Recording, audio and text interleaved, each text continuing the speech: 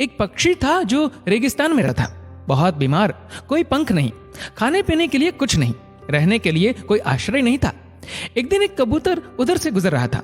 उस बीमार और दुखी पक्षी ने कबूतर को रोका और पूछा, तुम कहाँ जा रहे हो? उसने उत्तर दिया, मैं स्वर्ग जा रहा हूं। बीमार पक्षी ने कहा, कृपया मेरे लिए पता करें, मेरी पीड़ा कब तक समाप्त हो जाएगी? कबूतर ने कहा, निश्चित ही मैं पता करूंगा। कबूतर ने इतना कहकर बीमार पक्षी से विदा ली। कबूतर स्वर्ग पहुंचा और प्रवेश द्वार पर देवदूत को बीमार पक्षी का संदेश दिया। देवदूत ने कहा, पक्षी के जीवन में अगले 7 वर्ष तक इसी तरह कष्ट लिखा हुआ है, उसे ऐसे ही 7 वर्ष तक कष्ट भोगना पड़ेगा, तब तक उसके जीवन में कोई खुशी नहीं है। कबूतर ने कहा, जब बीमार पक्षी ये सुनेगा तो वह निराश हो जाएगा, क्या आप इसके लिए कोई उपाय बता सकते हैं? देवदूत ने उत्तर दिया, उससे कहो कि इस वाक्य को हमेशा बोलता रहे, इन सब के लिए भगवान तेरा शुक्र है। वापसी पर जब वह बीमार पक्षी कबूतर से फिर मिला तो कबूतर ने उस स्वर्गदूत का संदेश दिया। 7-8 दिनों के बाद कबूतर जब फिर उधर से गुजर रहा था, तब उसने देखा कि पक्षी बहुत खुश था, उसके शरीर पर पंख उगाए थे।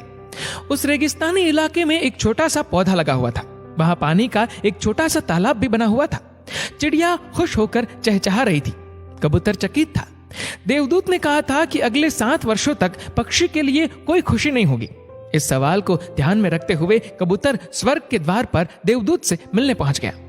कबूतर ने देवदूत से अपने मन में उठते हुए सवालों का समाधान पूछा तो देवदूत ने उत्तर दिया, हाँ, ये सच है कि पक्षी की जिंदगी में 7 साल तक कोई खुशी नहीं लिखी थी, लेकिन क्योंकि पक्षी हर स्थिति में इन सब के लिए भगवान तेरा शुक्र है बोल रहा था और भगवान का शुक्र कर रहा था, इस कारण उसका जीवन बदल गया।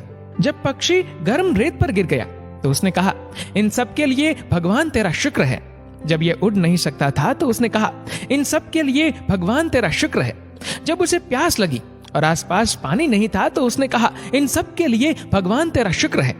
जो भी स्थिति हो, पक्षी दोहराता रहा, इन सब के लिए भगवान तेरा शुक्र है, और इसलिए 7 साल 7 दिनों में समाप्त हो गए। जब मैंने ये कहानी सुनी तो मैंने अपने जीवन को महसूस करने, सोचने, स्वीकार करने और देखने के तरीके में एक जबरदस्त बदलाव महसूस किया। मैंने अपने जीवन में इसको अपना लिया। इन सब के लिए भगवान तेरा शुक्र है।